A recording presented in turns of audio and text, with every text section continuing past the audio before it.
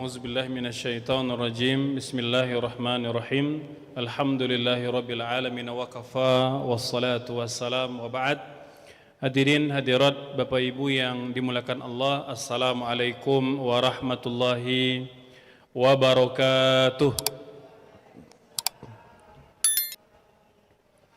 Alhamdulillah wa syukru lillah wa la hawla wa la quwwata illa billahil aliyyil azim.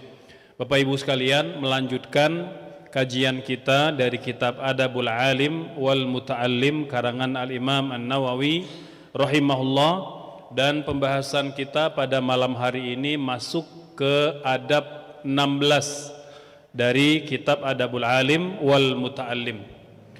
Bismillahirrahmanirrahim. Qala al-musannifu nafa'ana Allahu bihi wa bi ulumihi fi daraini amin. Wala ya'bath biyadihi wala ghairiha. Ketika dalam kelas belajar, dalam majelis ilmu, hendaknya kita tidak terlalu banyak atau jangan melakukan kegiatan-kegiatan yang merusak konsentrasi. Di antaranya adalah ya memain-mainkan jari tangan gitu ya, memainkan jari atau memainkan tangan dan lain-lain, kata beliau. Karena ini bukan adab seorang penuntut ilmu. Ya, wala yaltafit bila hajatin, dan jangan banyak noleh kanan, noleh kiri, noleh belakang. Jadi tidak khusyuk dan tidak fokus belajar. Ya, jadi hendaknya, kata beliau, yaqbil ala syekh musghiyan ilaih. Jadi menghadap guru kita itu dengan penuh konsentrasi. Kita kan kalau ngajari anak di rumah, Bapak Ibu sekalian, itu kan suka gemes juga kalau anak kita kan nggak fokus belajar, gitu ya. Kita sedang menerangkan, dia noleh kanan, noleh kiri, main-main tangannya, main-mainkan bajunya dan lain sebagainya. Nah, ini akan mengganggu konsentrasi guru ketika mengajar, ya. Dan kita tentu tidak akan mendapatkan kebaikan kalau banyak tidak fokusnya, gitu ya. Jadi penting ketika belajar itu kita betul-betul fokus ya, menghadap guru kita ya dengan fisik dan hati kita gitu ya. Jadi lahir dan batin, jiwa raga itu betul-betul hadir dalam majelis ilmu. Adab yang ke-17, wala yusbikuhu ila syarhi mas'alatin au jawabin au jawabi su'alin illa ayya'lam min hali syekh ithara dhalik. Nah, jangan kita mendahului guru kita menjelaskan suatu persoalan atau menjawab pertanyaan, kecuali kalau memang guru kita mempersilakan. Mungkin di antara siswa atau di antara peserta yang hadir ada yang bertanya tentang suatu persoalan, guru kita belum jawab, ya, kita tiba-tiba nyalip aja atau motong menjawab pertanyaan. Nah, ini su'ul adab ya. Jadi jangan sampai kita menjawab pertanyaan orang dalam majelis ilmu sementara guru kita belum mengizinkan. Nah, kecuali kalau guru kita mengizinkan ya, illa ayya'lam min hali syaikhi ithara dzalika. Kecuali kalau guru kita mempersilakan, tolong jawab pertanyaan fulan. Nah, itu boleh. Kalau tidak, maka tidak boleh ya. Liyastadilla bihi ala fadilatil muta'allim ya, wala yaqra alaihi inda syughli qalbi syekh wa malalihi wa ghammihi wa nu'asihi wa istifazihi wa nahwa dhalika mimma yashukku alaih.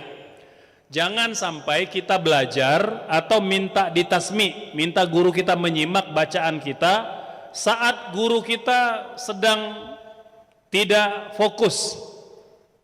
Boleh jadi dia sedang menulis sesuatu atau sedang menjawab telepon misalnya ya.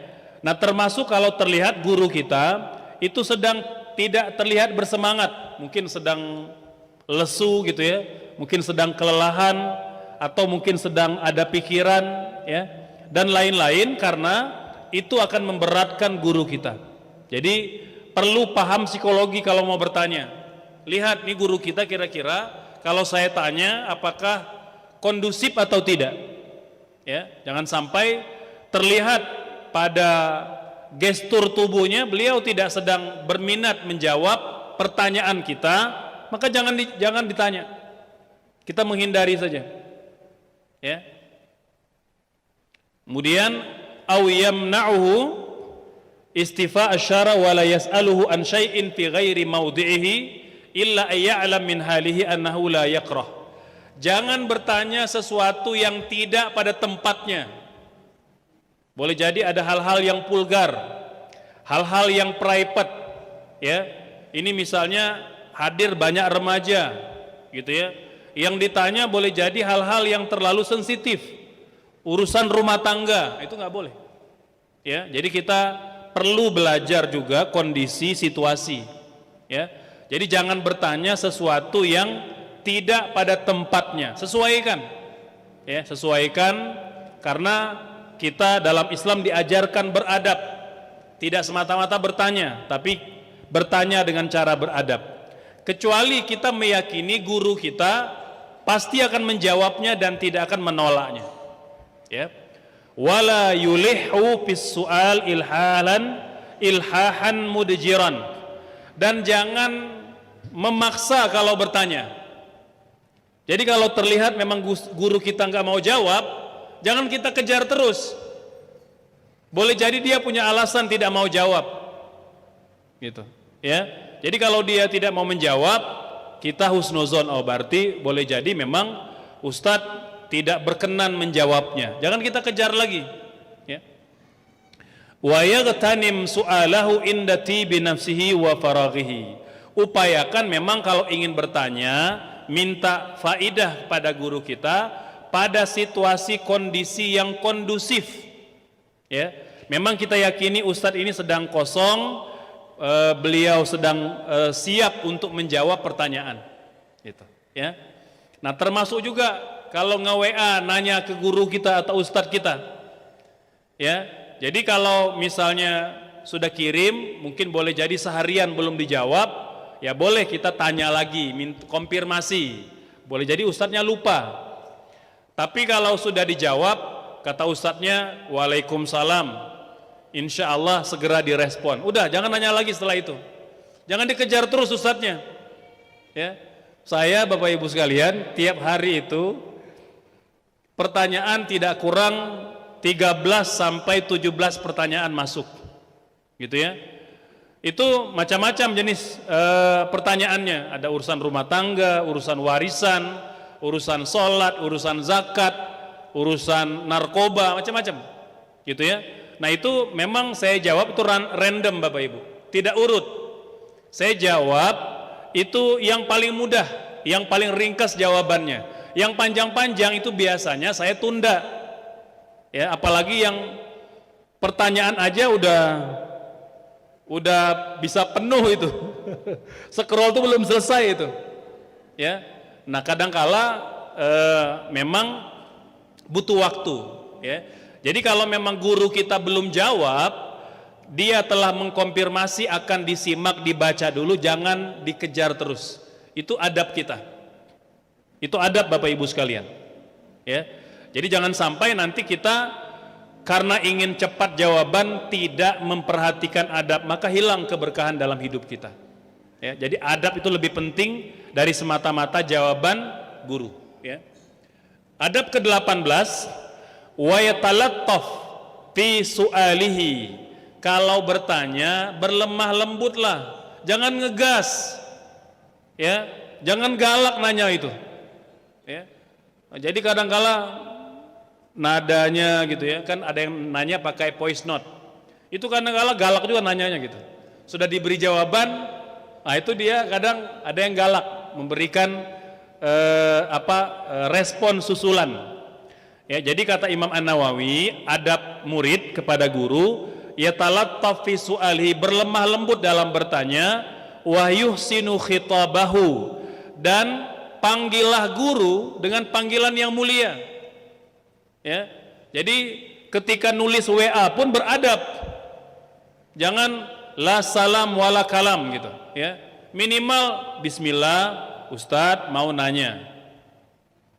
Saya punten Bapak Ibu sekalian, kalau bertanya tanpa salam dan tanpa muqaddimah tidak akan saya jawab. Gitu. Ya. Agar yang bertanya tahu bahwa dia perlu belajar adab. Ya. Maka penting kalau bertanya, baik langsung atau tidak langsung, maka ada sapaan, kita memuliakan guru kita.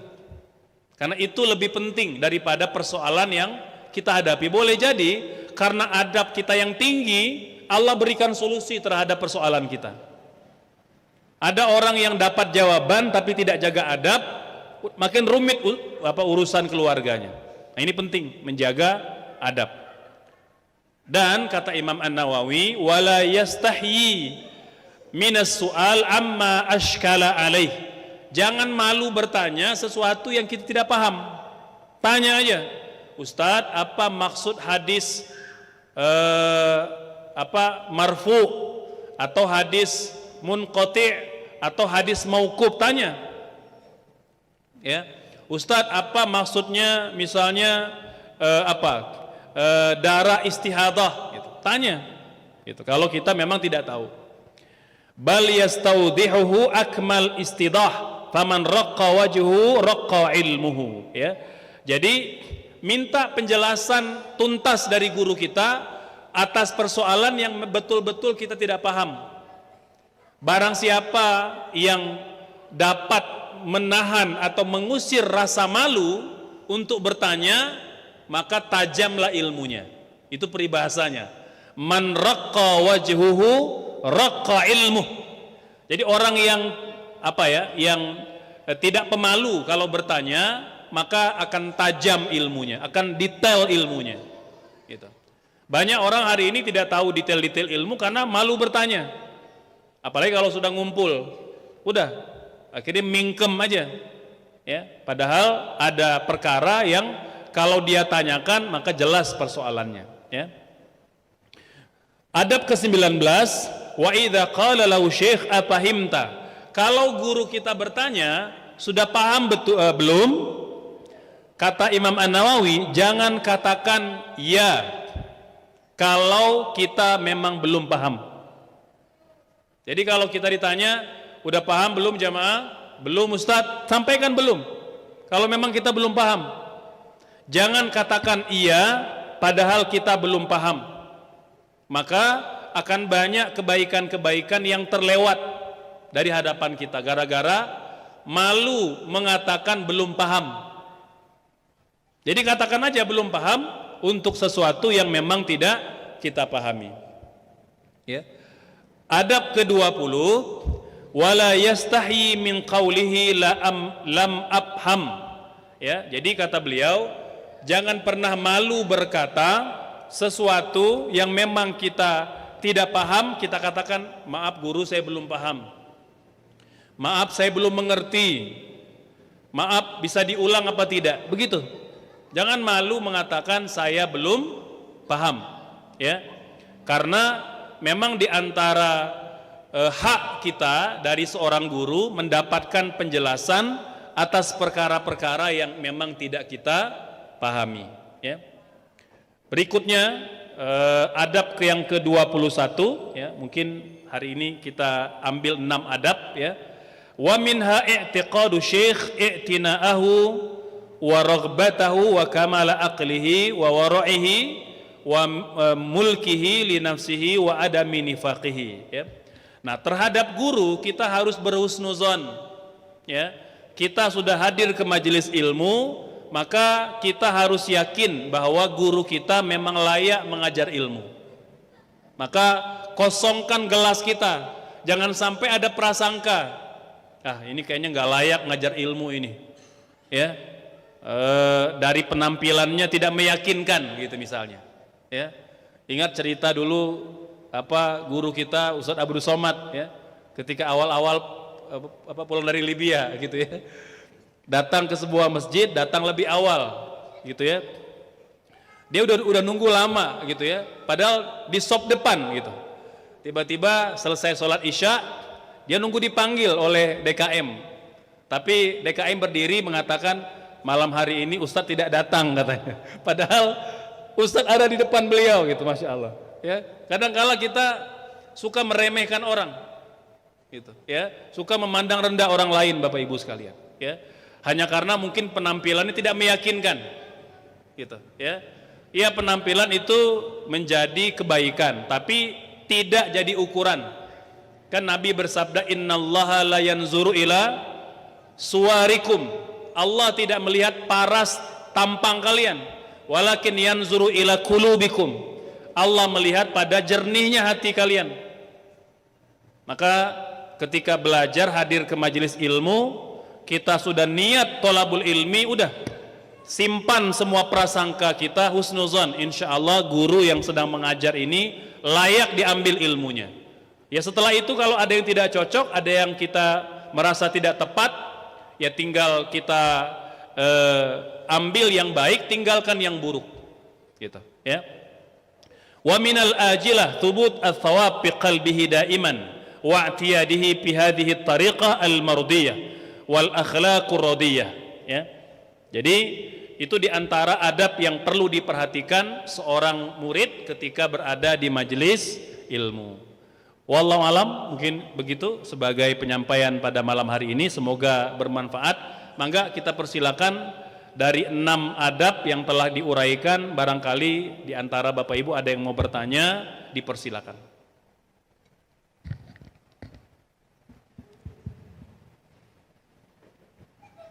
Baik, seperti apa yang disampaikan oleh Ustadz, insyaallah kepada jamaah yang ingin bertanya seputar tema malam hari ini tentang adab ataupun tema secara umum fikih ataupun yang lainnya, maka dipersilahkan kepada para jamaah. Apakah ada bapak-bapak? Ada satu.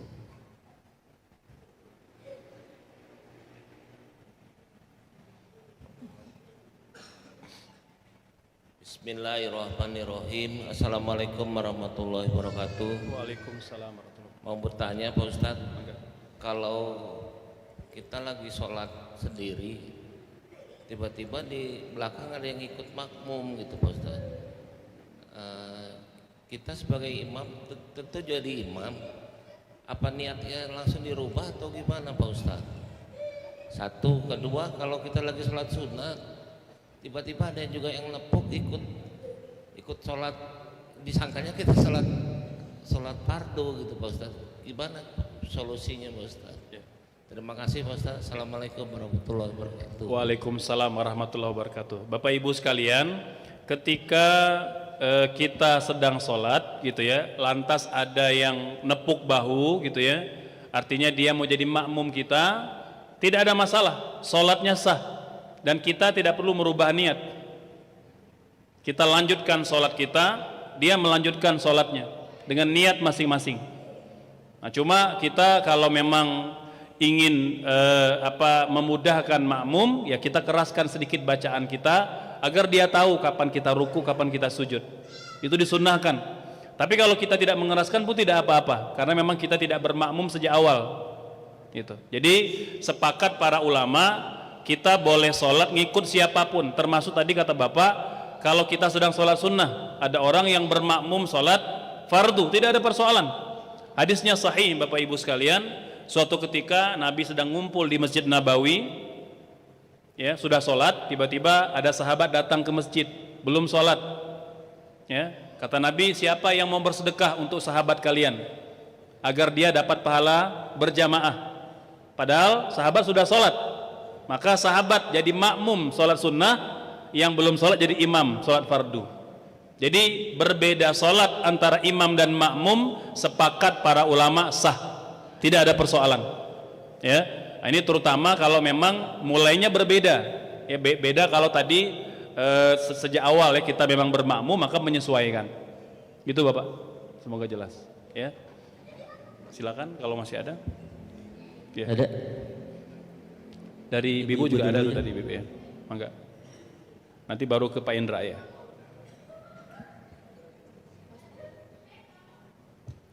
Assalamualaikum warahmatullahi wabarakatuh. Izin bertanya Ustadz, bagaimana menghadapi ibu-ibu? Kebetulan saya kan ngajar ibu-ibu ikro yang udah sepuh. Yeah. Kadang kan kita sudah ngasih tahu ya kalau ini pendek, dibaca pendek, tapi kadang terus udah 3 kali 4 kali juga panjang, terus tidak terlalu diteken masalah makhorijul hurufnya. Itu bagaimana Ustadz? Yang pertama. Terus yang kedua ini dari para gadis, kalau misalnya kita lagi haid boleh kita berwudu. Terus kalau misalnya sudah keluar bercak coklat, apakah kita masih bisa sholat? Soalnya kemarin dapat pembahasan kalau udah keluar warna coklat masih bisa sholat. Itu tadi berwudu untuk apa? Sedang haid berwudu? Maksudnya kan sudah terbiasa gitu, sudah terbiasa wudu. Kalau mau tidur kan kita wudu, terus kalau mau berangkat juga kita wudu. Jadi kebiasaan itu Ustaz. Jazakallahu khairan katsiran. Baik, Bapak Ibu sekalian, Masya Allah, bagi yang mengaji, siapapun mengajar anak-anak, orang tua itu Masya Allah mulia sekali, Ibu sekalian. Ya, Nabi bersabda bahwa seluruh makhluk yang ada di langit, yang ada di bumi, semut-semut di lubang-lubangnya, sampai ikan di lautan mendoakan orang yang mengajar ilmu. Ya, maka Masya Allah, Ibu, itu adalah amalan mulia. Terlebih lagi mengajarkan agar orang bisa baca Quran, gitu ya. Nah, itu mulia sekali. Dan ketika mengajar, ya kita tidak dituntut hasilnya. Yang penting kita mengajar. Saya juga punya pengalaman, Ibu, mengajar nenek-nenek dan cucunya. Cucunya sudah Iqra 5, neneknya Iqra 1 sudah setahun nggak maju-maju gitu. Ya, saya paham betul gitu, karena saya pernah mengajar nini gitu ya. Biasa, nggak ada masalah, biarkan saja berproses gitu. Yang penting tidak boleh berhenti belajar. Bahkan kalau dia baca Quran salah, tapi tetap belajar dapat 2 pahala. Nabi yang mengatakan itu. Kata Nabi apa? Alladzi yaqra'ul Qur'an wa huwa mahirun bihi ma'a safaratil kiramil bararah. Orang yang baca Quran dan benar bacaannya, benar tajwidnya, benar makhrajnya, kelak di akhirat dikumpulkan dengan malaikat-malaikat yang mulia. Subhanallah. Bagaimana yang enggak benar, Ustadz? Bacaannya masih belepotan lah, tajwidnya entah kemana, makhrajnya entah kemana, tapi semangat belajar walaupun banyak salahnya, enggak apa-apa. Kata Nabi, alladzi yaqra'ul Qur'an wa huwa yatata'ta wa alaihi syakun falahu ajran. Orang yang baca Quran dan terbata-bata, banyak salahnya daripada benernya, mungkin dapat 2 pahala, Bapak Ibu. Pahala baca dan pahala susah baca Quran. Subhanallah. Jadi pesan saya, Bapak Ibu yang masih belajar baca Quran, masih terbata-bata, lanjutkan. Tidak ada persoalan, ya. Biarin, kita nggak perlu malu. Tetap mendapatkan pahala walaupun tidak lancar bacanya, gitu, ya. Yang kedua, wanita haid boleh berwudu, boleh, ya, terutama kalau memang ya dia dalam kondisi ingin tabarrud ini ingin biar seger gitu, boleh. Mau belajar boleh, gitu, ya. Nah, jadi intinya memang tidak disyariatkan tapi diperbolehkan, gitu. Sama juga dengan misalnya ada orang yang mohon maaf suami istri junub gitu ya, mau tidur dulu gitu ya, belum mau mandi, maka berwudu dulu. Nah begitu. Jadi artinya ada hal-hal yang diperbolehkan, ada hal-hal yang disyariatkan gitu ya. Nah kalau bercak coklat atau bercak apapun, pertama wanita itu yang paling tahu kapan datang periode haidnya, menstruasi, dia tahu itu. Tanggal berapa, minggu berapa hari, warna darah haidnya seperti apa, itu tetap biasa, tidak berubah-ubah. Jadi kalau kita yakin itu memang darah haid, kita tidak boleh sholat, kita tidak boleh pegang mushaf gitu ya. Tapi kalau kita yakin itu bukan darah haid gitu ya, maka kita segera mandi, kemudian segera berwudu dan sholat dan membaca Al-Quran gitu, Ibu. Wallahu a'lam, ya. Mangga mungkin tadi ada Pak Indra ya. Nah. Bismillahirrahmanirrahim. Assalamualaikum warahmatullahi wabarakatuh. Waalaikumsalam. Ustaz, mohon penjelasan mengenai adab yang baik dari seorang guru ketika mau menegur muridnya misalnya gitu ya, yang sedang mengobrol dan mengganggu suasana kelas tanpa menyinggung atau membuat malu dia di depan umum. Itu aja Ustaz. Bagaimana itu adabnya seperti apa? Ya. Mangga langsung sekalian tadi. Ya. Cek. Ya, Ustaz, Assalamualaikum warahmatullahi wabarakatuh. Ingin bertanya Ustaz terkait dengan ada beberapa keyakinan dari pesantren non formal gitu ya, yang lebih ke bahasan kitabnya seperti kitab-kitab kuning lah gitu. Nah, ada keyakinan di para santri itu saking adabnya ke guru gitu, ada istilah berkhidmat gitu ya. Semua pekerjaan guru sampai ke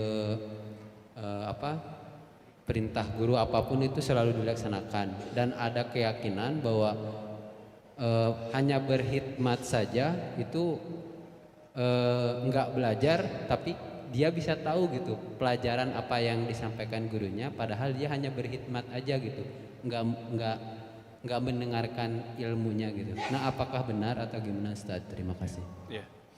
Baik, tadi dari Pak Indra gitu ya, terkait dengan adab menegur para penuntut ilmu atau siswa di kelas yang mungkin berisik, menimbulkan suara gaduh dan mungkin mengganggu yang lain ya. Bapak Ibu sekalian, memang tidak ada ketentuan khusus ya. Jadi dikembalikan kepada tradisi kebiasaan kita saja gitu ya. Kalau pengalaman dulu kalau kita di Arab ya, orang Arab ini kan suka terus terang gitu ya. Jadi kalau ada yang berisik, mau belajar nggak? Kalau nggak keluar, begitu aja, tegas gitu ya. Nah, kalau kita kan mungkin orang timur ya, jadi biasa ada tata keramanya dan ada ewuh pekewuhnya gitu ya. Nah, jadi intinya bisa kita tempuh cara-cara yang kita pandang sudah biasa dilakukan di masyarakat kita gitu ya. Nah, jadi tinggal menyesuaikan saja. Nah, jadi kalau saya di Sumatera termasuk kayak di Arab juga gitu. Mau belajar silakan, kalau enggak keluar. Begitu ya. Jadi tegas-tegas aja gitu ya. Hanya mungkin kalau sama anak-anak, sama yang belum balik ya kita harus banyak toleransi lah gitu ya ke mereka. Yang kedua tadi tentang keyakinan bahwa khidmat itu dapat mendatangkan ilmu. Bapak Ibu sekalian, pertama memang ada penjelasan para ulama, ilmu itu didapat dengan belajar, barokah didapat dengan khidmat gitu. Jadi beda antara ilmu dengan barokah gitu ya. Nah, khidmat yang dimaksud di sini artinya membantu pekerjaan-pekerjaan di pondok gitu ya, atau berkhidmat untuk guru gitu ya. Ini baik, mulia sekali. Para sahabat berkhidmat kepada Nabi. Ya, dulu ada Anas bin Malik, apa tugasnya? Menyiapkan sendal Nabi. Setiap Nabi keluar, sendal udah standby. Setiap Nabi mau berwudu, dia nuangkan air. Itu tugas Anas bin Malik. Berkahnya apa? Dia termasuk sahabat yang paling banyak merawikan hadis. Jadi bukan berarti tidak ada usaha sama sekali. Dia belajar juga. Karena berkhidmat kepada Nabi, maka tentu dia istimewa, sering diberikan peluang untuk bertanya, untuk talaki, untuk mujalasah panjang bersama Nabi. Jadi banyak hadis-hadis yang spesial itu disampaikan kepada kita dari Anas bin Malik. Dan keberkahan yang beliau dapat, Anas bin Malik ini di antara sahabat Nabi yang paling kaya dan paling banyak anak serta istrinya gitu ya. Maksudnya ya 4 orang gitu ya. Itu maksimalnya. Beliau wafat usia 120 tahun. Anak beliau kalau tidak salah itu hampir 50 orang dari 4 orang istri itu ya. Nah, jadi itu diantara keberkahan yang beliau dapat dengan berkhidmat. Tapi tidak berarti berkhidmat tidak belajar. Salah kalau semata-mata ingin dapat ilmu tapi tidak mau belajar. Udah salah niatnya itu. Udah salah niatnya. Kecuali kalau memang guru memerintahkan.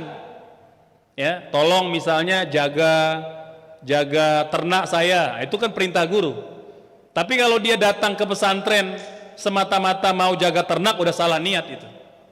Udah salah niat gitu. Jadi karena saya juga di pesantren dan pernah juga di pesantren tradisional dan pesantren modern, jadi keliru kalau ada praktek-praktek sebagian santri yang meyakini bahwa ilmu itu bisa didapat semata-mata dengan khidmat. Nggak bisa.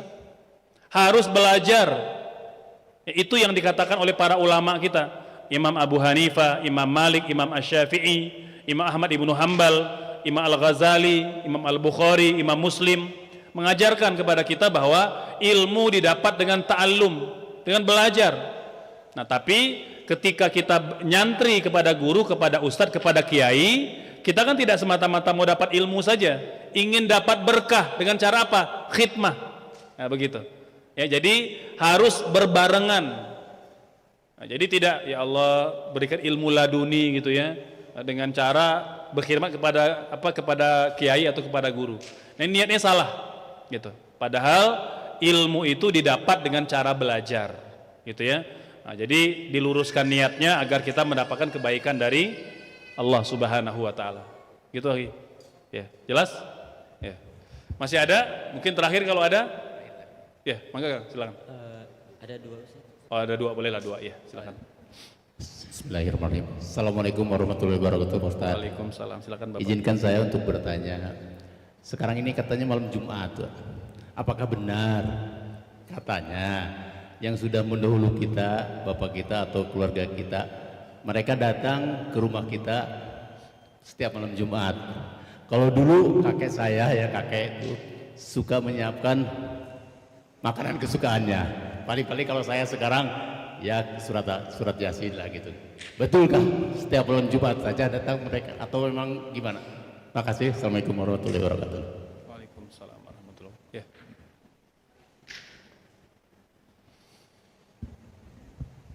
Bismillah, Assalamualaikum warahmatullahi wabarakatuh. Waalaikumsalam warahmatullahi Izin bertanya Ustadz, terkait arti kan Ustadz bilang kita pas datang guru muzuzon aja, itu guru yang kasih materi yang paling terbaik. Saya pernah dengar di kajian ada katanya, misalnya guru itu gak bagus katanya kasih materi, kalian boleh keluar meninggalkan majelis. Apakah betul itu Ustadz? Kalau wudu gimana? Kalau kan katanya tadi kalau Ustadz bilang di adab kita harus husnuzon bahwa untuk guru kasih yang terbaik dalam materinya. Nah, saya bilang pernah di pengajian lain, misalnya ada guru yang ngasih materi yang tidak bagus, silakan kalian bisa keluar dari majelis itu. Hukumnya halal. Apakah itu masuk adab apa bukan? Ya. Yang pertama. Yang kedua, masalah tadi yang Quran terbata-bata. Kadang-kadang kita suka was-was dalam sholat. Misalnya baca Al-Fatihah, apa baca Tahiyatul Akhir masuk ke rukun-rukun itu dalam sholat sunnah, dalam sholat sendiri apakah berjamaah, maupun berjamaah, apakah itu harus diulang-ulang terus Ustaz, misalnya Al-Fatihah, apakah kita yakin gak ya, kita was-was gak ya, apakah kita sholat kita terima gak, gimana Ustaz itu? Terima kasih penjelasannya.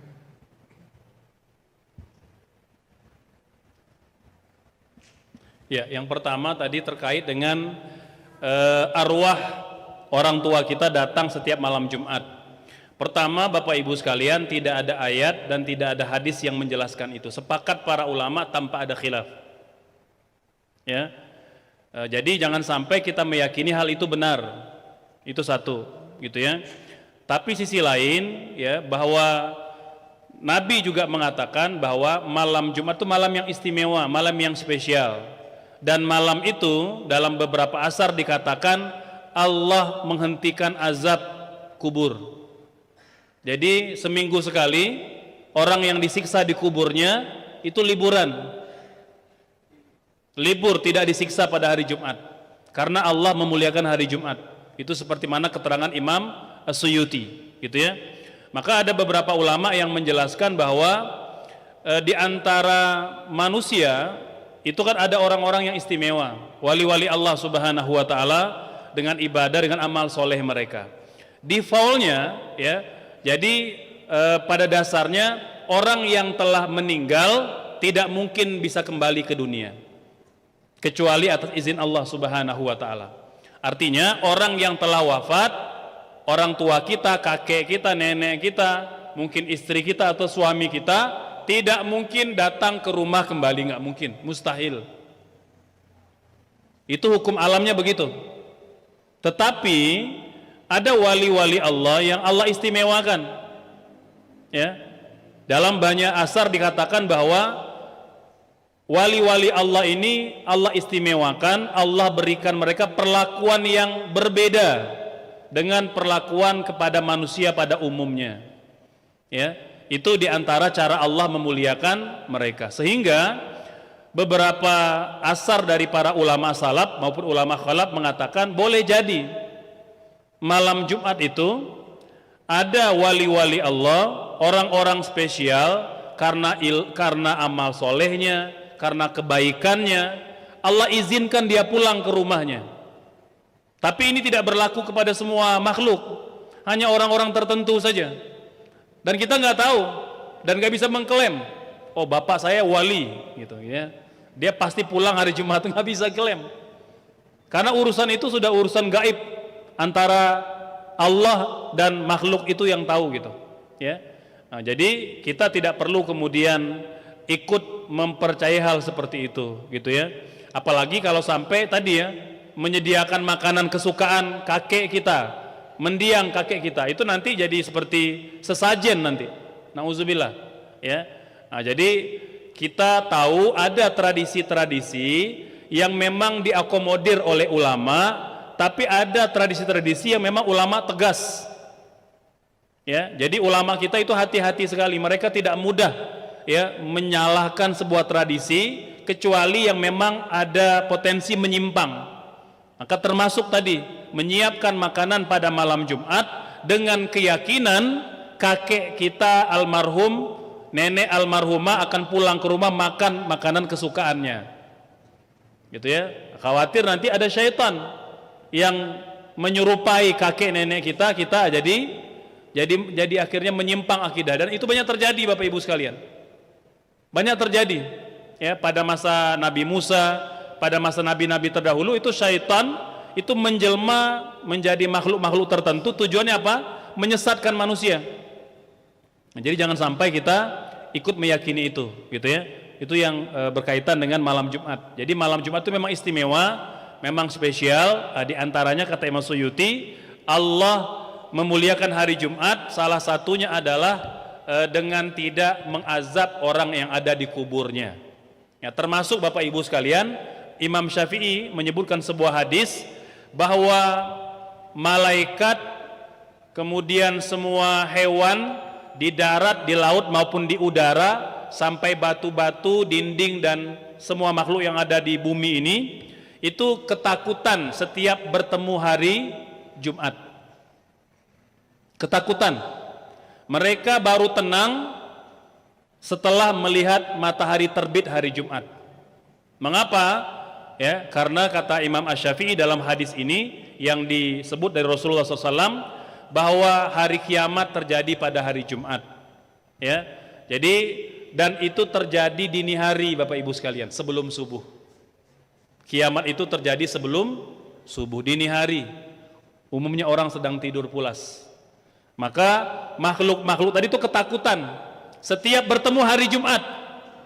Mereka baru tenang kalau matahari sudah terbit dengan mengatakan hadza yaumun thayyib, yaumun la tuqamu fi sa'ah. Hari ini hari yang baik karena belum kiamat. Subhanallah. Ya, itu sebuah hadis yang diriwayatkan dari Imam Asy-Syafi'i dari Rasulullah sallallahu alaihi wasallam, ya. Itu berkaitan dengan kemuliaan hari Jumat.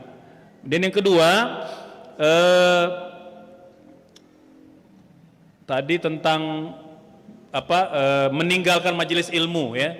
Nah, Bapak Ibu sekalian, ya tetap harus beradab.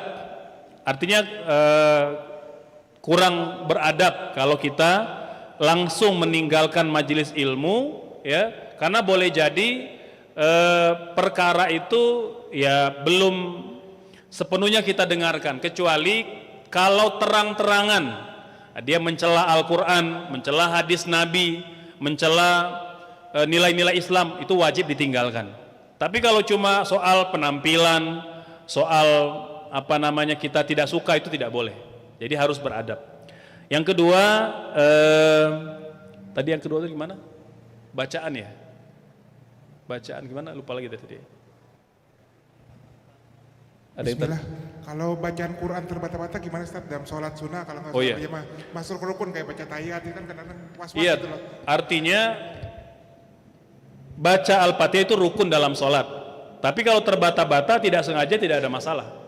Ya, was-was itu kan dari syaitan. Itu harus kita hilangkan. Makanya harus kita mulai dari memperbaiki wudhu dan memperbaiki toharoh ketika cebok, was-was itu Bapak Ibu sekalian, itu biasanya muncul ketika toharoh tidak bersih. Ya, jadi was-was, muncul rasa tidak tenang, tidak tentram, merasa bimbang dan lain-lain, tidak yakin gitu ya. Itu biasanya bersumber dari wudu dan cebok yang tidak bersih atau tidak sempurna. Makanya para ulama mengatakan kalau ingin sholatnya khusyuk, perbaiki toharohnya. Karena itu kayak kita ingin memperbaiki keruhnya air di hilir, kita harus saring dulu airnya yang di hulu gitu. Sama dengan sholat. Kalau kita ingin khusyuk, maka sejak berwudu, sejak toharoh kita harus perbaiki. Ya. Baik Bapak Ibu sekalian, saya rasa kita cukupkan untuk malam hari ini. Semoga bermanfaat. Insya Allah bertemu lagi di kajian yang akan datang. Semoga Allah berikan usia yang panjang serta kesehatan. Astagfirullahaladzim. Wassalamualaikum warahmatullahi wabarakatuh.